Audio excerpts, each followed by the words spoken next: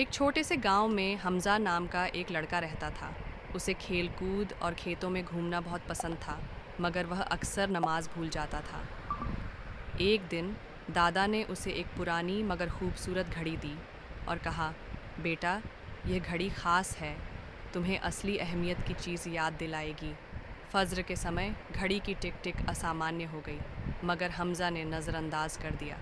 दोपहर में घड़ी कुछ यूं सुनाई दी, टिक नमाज, टिक नमाज। लेकिन वह फिर भी हंसकर टाल गया। फिर एक दिन मगरिब के समय घड़ी रुक गई और एक नरम सी आवाज़ आई, हमजा, वक़्त अल्लाह की अमानत है। जो नमाज तुम छोड़ते हो वह वक्त कभी वापस नहीं आता। हमजा को कुरान की यह आयत याद आई, नमाज बेहयाई और बुराई से रोकती है।